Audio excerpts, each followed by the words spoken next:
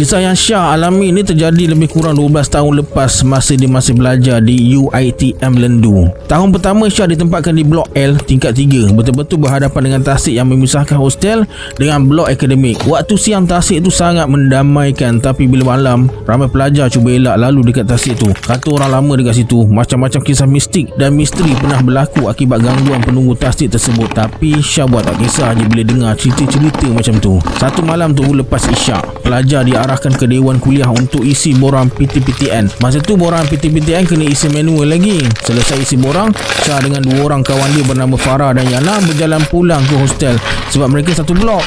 Mereka lalu ikut tasik nak cepat sampai hostel. Dalam perjalanan tu, tiba-tiba Yana mengadu kaki dia sakit macam tersepak benda keras. Farah hidupkan lampu telefon dan suluh dekat kaki Yana. Tak ada apa-apa pun, bekas pasir adalah. Tapi yang peliknya, Yana sampai jalan terhincut-hincut. Bila tengok keadaan Yana macam tu, Syah dengan Farah papah Yana lah sampai ke bilik dia. Sampai bilik, Syah, Farah dan 3 orang rakan sebilik Yana periksa kaki Yana sekali lagi. Mungkin terseliuh kot, kata Zira. Zira ambil minyak panas dan urut kaki Yana. Lepas tu Syah dan Farah tinggalkan Yana dengan rakan sebiliknya memandangkan jam dah dekat pukul 11 malam. Syah dan Farah baru jalan 2 langkah keluar dari bilik Yana. Tiba-tiba Syah perasan macam ada bayang lalu dekat tepi dia masuk dalam bilik Yana. Tapi Syah tak bagi tahu Farah dan mereka teruskan perjalanan ke bilik masing-masing. Pukul 11.30 malam, Syah dapat mesej dari Farah. Syah, kau perasan tak tadi macam ada benda lintas dekat tepi kita? Lah, Farah pun perasan juga. Syah ingatkan dia seorang je perasan. Ya Farah, kita tak payahlah fikir benda tu. Dah malam ni, esok ada kelas. Okey, selamat malam, kata si Syah ni. Esoknya dalam Dewan Kuliah, Syah tengok Yana duduk sorang-sorang dekat kursi belakang sekali.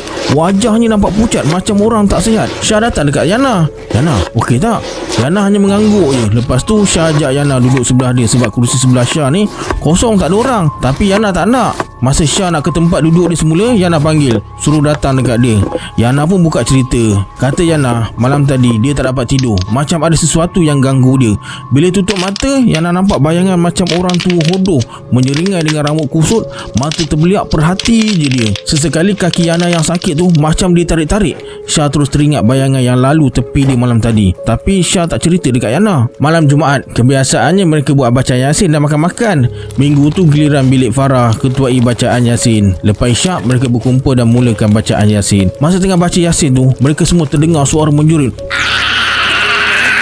Aku panas, aku panas. Suara tu kuat dan parau. Syah terus berdiri dan berjalan ke depan nak tengok siapa yang menjerit dari luar.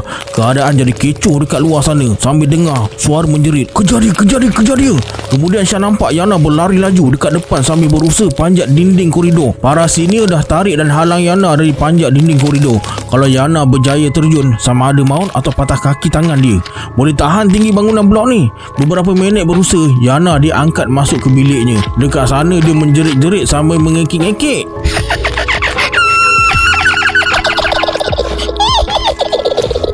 Wajahnya serta-merta berubah jadi pucat kebiruan dengan mata terbuntang. Tudungnya habis terbuka dan ikatan rambutnya terlepas.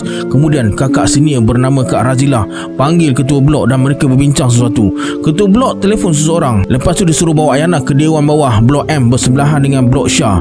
Yana pula sekejap menyeringai dan sekejap menangis. Sampai dekat bawah, Yana meronta-ronta nak lepaskan diri dan Yana berjaya lepaskan diri. Dia terus berlari ke arah tasik. Larian Yana tu begitu pantas. Ada beberapa orang pelajar sini lelaki kejar Yana. Syah pun kejar sekali. Yana dah nak terjun dalam tasik tu, tapi sempat diselamatkan oleh Syah dan pelajar sini lelaki tu. Syah sempat bertanya, Yana, kau dah hilang akal ke nak terjun tasik ni? Kau penyebuk. Pui, aku bukan Yana, aku melati, kata Yana. Yana ludah muka Syah. Kemudian Yana dibawa naik ke atas dan dimasukkan ke dalam dewan semula. Masa Yana dirawat tu, dia bertempik sambil menyeringai. Bila ditanya, makhluk yang rasuk tubuh Yana tu beritahu Yana dah tersepak anak dia masa lalu ikut tasik pada malam mereka isi borang PTPTN tu. Selesai sesi rawatan, Yana keletihan dan tertidur. Syah dan kawan-kawan papah Yana ke biliknya. Sejak hari tu, Yana masih belum sembuh. Dia tak lalu makan dan minum. Badan jadi kurus. Kadang-kadang bila mereka bersembang pasal Yana dekat bilik lain yang agak jauh dari bilik dia, tiba-tiba Yana akan muncul depan mereka dan mengamuk. Apa sah korang cerita pasal aku? Jangan sibuk. Bukan sekali dua, tapi banyak kali. Bila suruh solat, Yana akan solat membelakangi kiblat dan hanya bergelak ketawa dalam bacaan solat dia tu. Menurut kawan-kawan sebilik Yana, Yana pernah beberapa kali bila Yana balik rumah pakcik dia dekat Alur Gajah, mereka akan nampak kelibat Yana dekat atas katil atau dalam bilik air. Kegemaran Yana yang lain, dia suka berbaring sambil kepalanya terjuntai melentang dan rambut dia biarkan cecah lantai. Matanya akan meliar dan menyeringai. Ada kawan-kawan sebilik yang tak sanggup lagi tinggal sebilik dengan Yana ni, sampai ada yang panggil Yana kawan iblis. Akhirnya Yana dibawa berubat oleh keluarganya. Lama juga proses pemulihan si Yana ni sampai dia diberi cuti beberapa bulan. Selain kisah Yana, ada kisah lain yang berlega-lega sekitar kampus tu.